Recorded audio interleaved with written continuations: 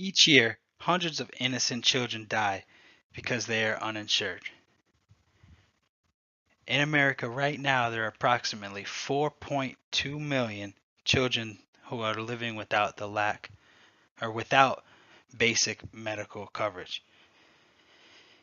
Being uninsured not only increases the risk of death, but it also increases the likelihood that a patient will forego preventative treatment, which can cause more serious illness.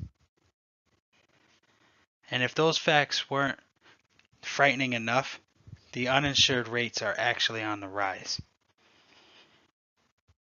According to a recent Gallup poll and a 2016 US Census, there's approximately 42 million uninsured Americans right now. To put that into perspective, that's more than the entire population of Canada.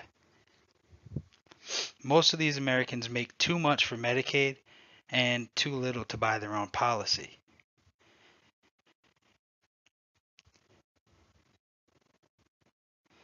According to a recent Harvard study, approximately or between 20 and 40,000 deaths occur each year due to the being uninsured.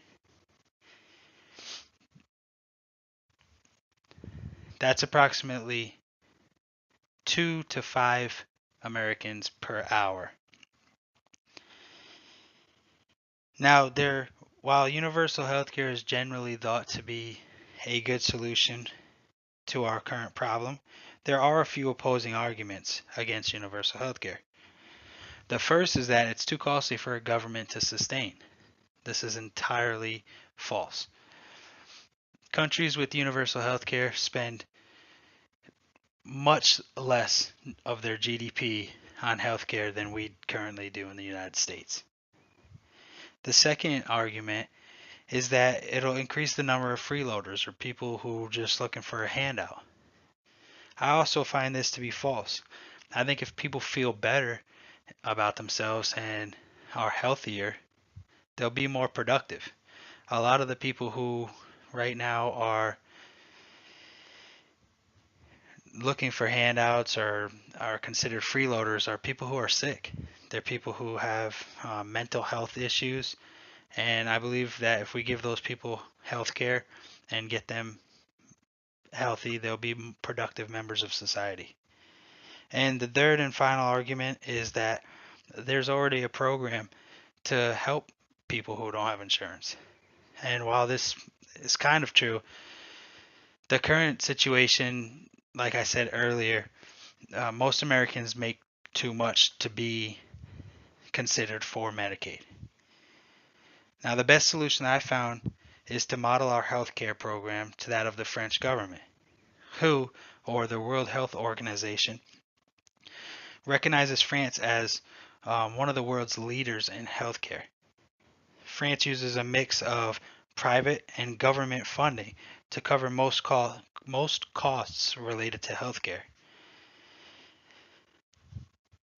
The second part of my solution would be to increase the awareness or teach our population healthier lifestyle. This will decrease the number of people visiting the ER, and it will also have our population living healthier lifestyles and needing less medical treatment. Now, here's what could happen if we continue down the current path.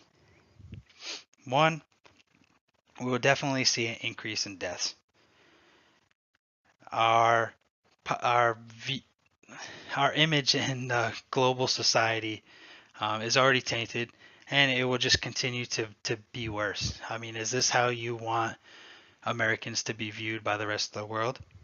And lastly, if we continue down this path, if you think emergency room wait times are bad now, give it 5 to 10 years doing the same thing we do now.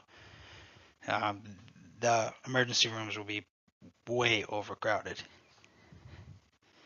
Now, finally, I implore all of you to have your voices heard on this matter. Tweet your demand for healthcare reform to our President, Donald Trump.